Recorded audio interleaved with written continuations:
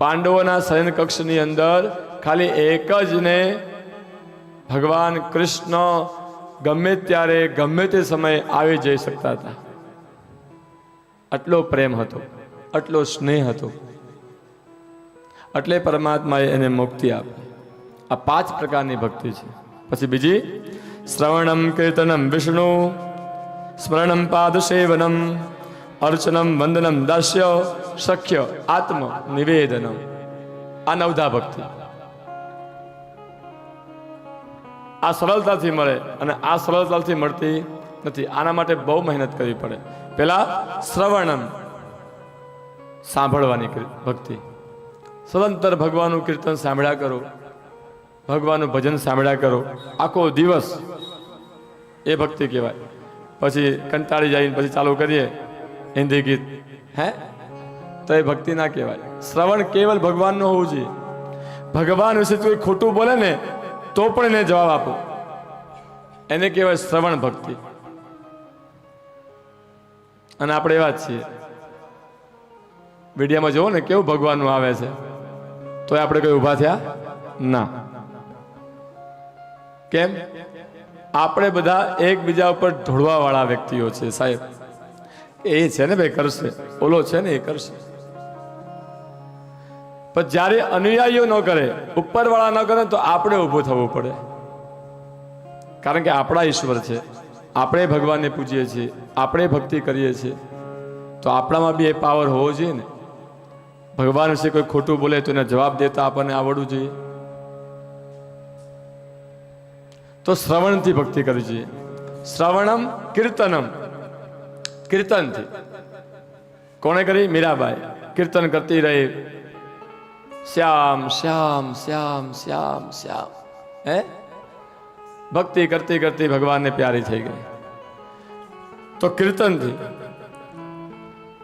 સ્મરણમ, યાદ કરવાના ઈશ્વરને હર ઘડી હર સમય. કોને યાદ કરવાના? ભગવાનને જ યાદ કર્યા કરવાના. હર ક્ષણ હર ઘડી, સૂતા જાગતા કામ કરતા દરેક સ્થાનની અંદર ભગવાનનું સ્મરણ કરવાનું, એ સ્મરણ ભક્તિ છે. પાદ સેવન, ભગવાનની પગની સેવા કરવાની. જોજો એ પાદ સેવા કેવી છે કે ભગવાનના પગની સેવા કરવાની, પણ ભગવાનની સામે જોવાનું નહીં. હર ઘડી ભગવાનની સામે નીચે પગમાં જોઈને કહેવાનું કે પ્રભુજી કઈ જોઈએ છે તમારે.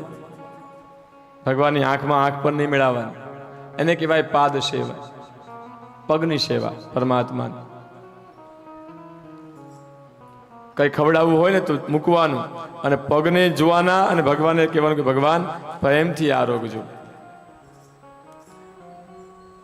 જો એ સમયે તમે જો ભગવાનની સામે જુઓ ને તો તમે દોષમાં આવો, તો તમે પાદ સેવા કે ભક્તિ કરી કહેવાય નહીં. જ્યારે તૈયાર કરો ત્યારે બરાબર છે, પણ તૈયાર થઈ ગયા પછી તમે ભગવાનની સામે ન જોશો. કારણ કે તમે જે ભક્તિ કરો છો એ ભક્તિથી જ તમને ભગવાન ઓળખે છે.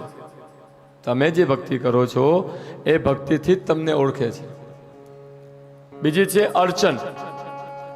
અર્ચન એટલે ભગવાનની રોજ પૂજા કરવી.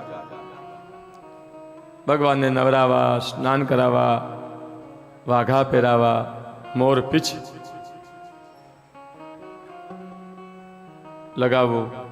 આપણે ચા પીએ તો ભગવાનને ચા અર્પણ કરવી, આપણે નાસ્તો કરીએ તો ભગવાનને નાસ્તો અર્પણ કરવો,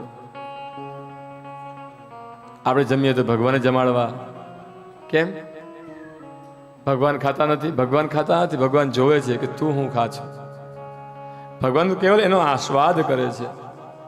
તમે 56 ભોગ ધરો છો, ભગવાન ખાય છે? ના, ભગવાન એનો આસ્વાદ કરે છે, એમાંથી રસ લઈ લે છે અને પ્રેમનો રસ અંદર નાખે છે. એટલે પ્રસાદ મીઠો કેમ લાગે? કે ભગવાન એનો આસ્વાદ લઈ લે અને પરમાત્મા પોતાનો મીઠાશ અંદર નાખે છે, એટલે એ પ્રસાદ છે એ મીઠાશ વાળો બને છે.